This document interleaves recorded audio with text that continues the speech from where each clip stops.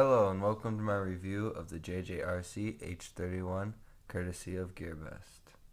The JJRC H31 is a waterproof drone that has the option to be a camera drone as well, but it does not come with a camera out of the box. So first let's take a look at the box. The front you'll see a picture of the drone along with the name and waterproof. On the side here, you'll see them advertising that it's waterproof, that it can fly even with blade deformation. And on the back here, you'll see a picture of it in water, since that's their main selling point. And you'll see also that it comes with sunglasses, which is a little strange, but very nice of them. And then on the side here, there's QR codes to a demo video and assembly video. And on the bottom, you can see that it comes in both white and green, and this one here is the white version. So I'm going to take everything out of the box and lay it out for you, and I'll be right back. Okay, so here is the contents of the box all taken out. You have the quadcopter, obviously. You have the transmitter. You have your prop guards and landing gear. You have 4 spare propellers and a screwdriver, a little charging pod right here, and then screws. And you have sunglasses, which it does indeed come with. So let's first take a look at the quad itself. You can see it's a very light, very sleek design. It comes with the propellers already installed. It is waterproof, but there are no distinguishing factors on here that make it waterproof. You can see the motors here are exposed. The gears underneath are exposed. There's a power switch and camera port exposed. And then the battery bay here is not very well waterproofed.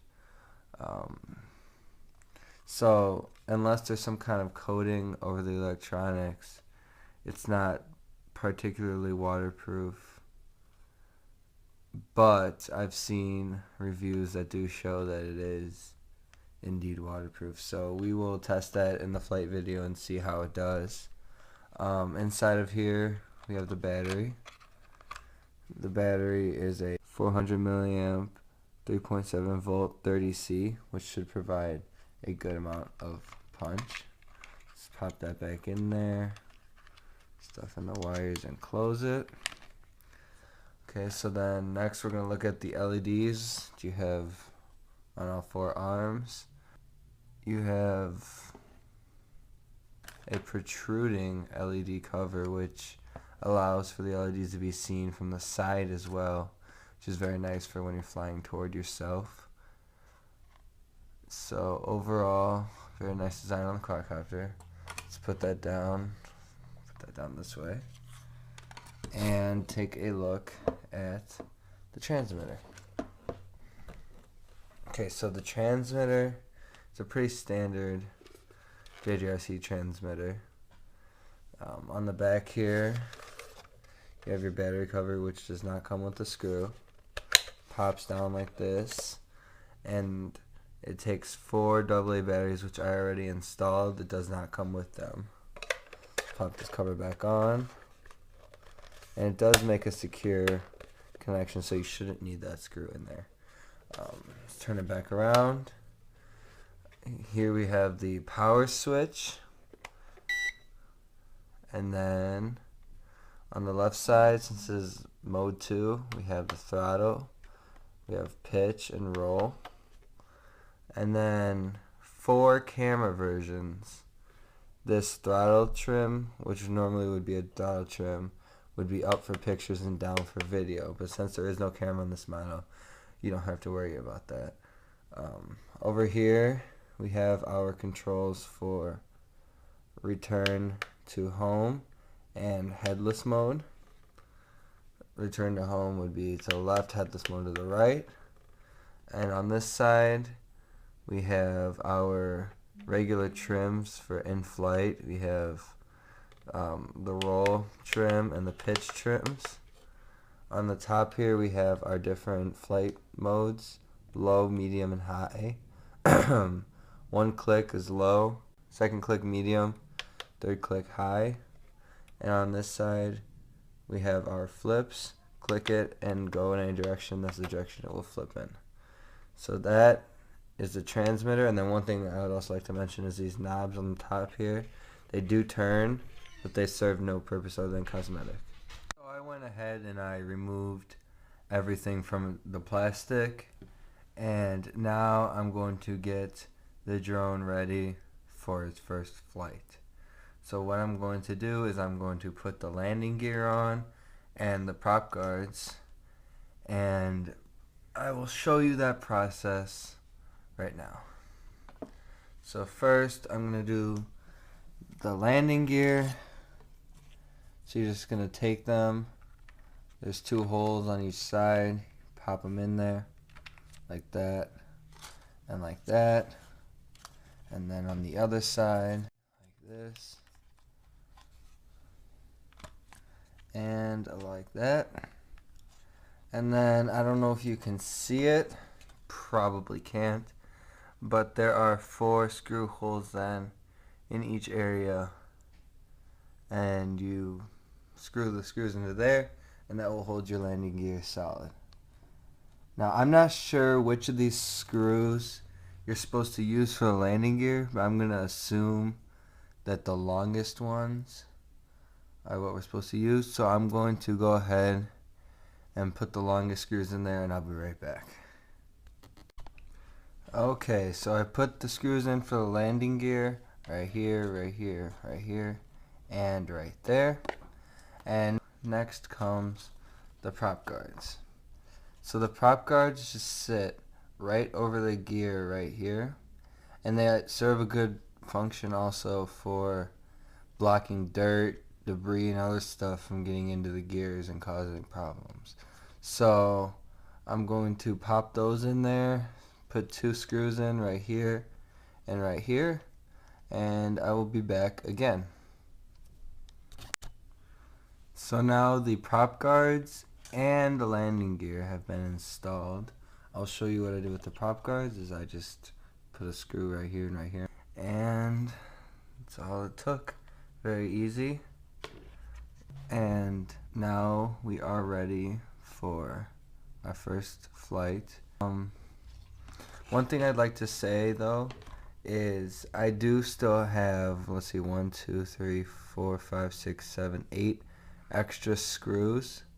So that seems to be normal. It is nice to have extra screws because with these quadcopters, vibrations are common. So you will lose screws, they will fall out.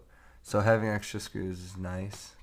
I just wanted to point that out in case you were worried that you forgot something or whatever. You didn't, it's normal. So yeah, that's it for setup. Next will come the flight review and the dunk in the water. So continue watching, and thank you for your attention. Welcome to the flight review portion of the JJRC H31. So today I'm going to be flying closer so that I do not go out of range with this thing, because from what I've seen and heard from other reviewers is that the range is not very great. So let's get started. I'm going to turn on the switch. I already have the battery plugged in. So I'm going to turn on the switch here. It's on. I'm going to turn on the transmitter. Alright, so now I'm going to bind to the transmitter. So to do that, you just go up and down, and now you're bound. And I have it sitting on a level surface, so now I'm going to do the gyro calibration. So that's simply done by taking both sticks down and to the right. The LEDs will flash. You couldn't really see that because it's daytime, but now the gyro is calibrated. I'm going to take it over here, and we can go ahead and take off for flight.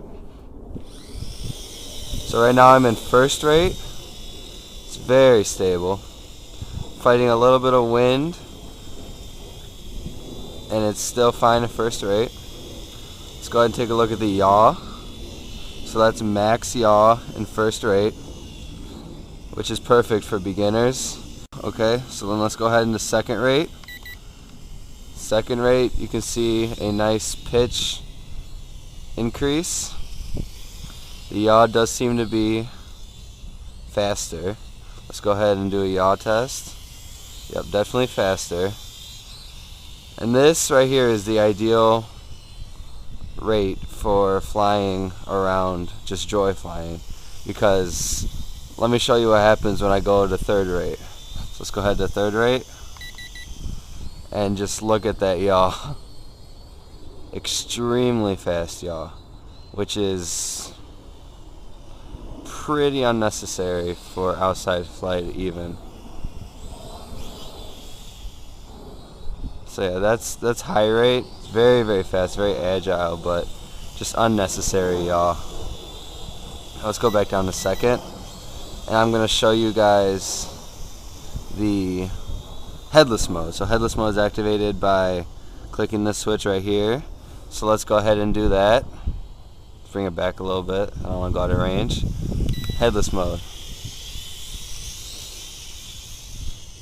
So headless mode, since I did start it going the other way, headless mode would be this way is forward. Okay, here, let's do that again. So forward, backwards, left, and right. No matter what orientation you're in, it will still go that direction, which is very nice for beginners if they don't understand orientation, to at least get flight characteristics down. So let's get out of headless mode, and then let's quickly try one key return. So I'm going to go out this way a little bit, click the one key return button, and it comes back to the direction that it was started in. So I turn that off. It comes back to the direction that it was started in when the battery was turned on. So that was my mistake by not setting it up correctly in the direction that it should be in, but it did seem to work going that way, which is what it should have done. Let's demonstrate flips really quick.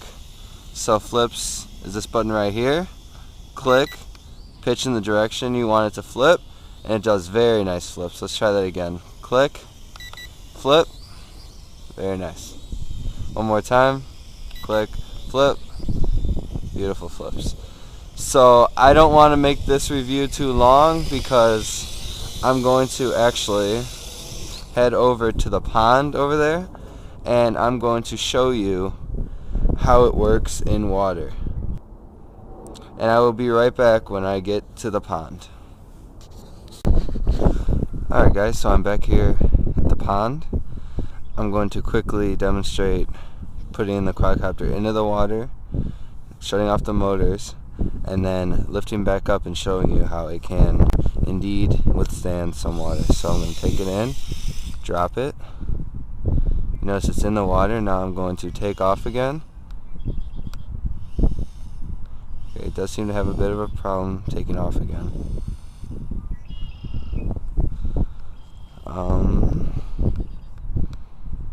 Yeah, it looks like it doesn't want to take off.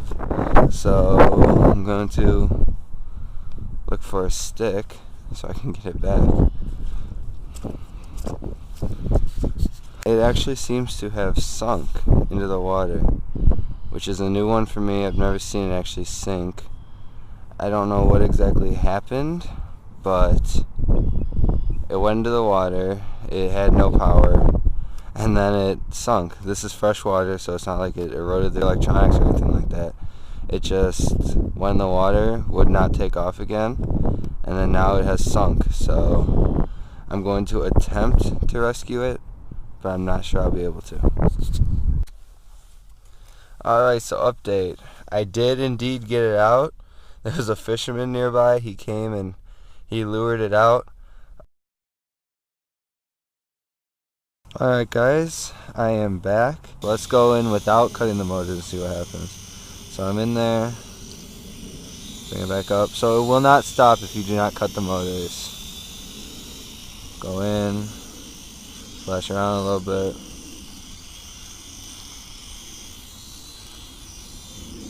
Come on. So yeah, it will still fly in there.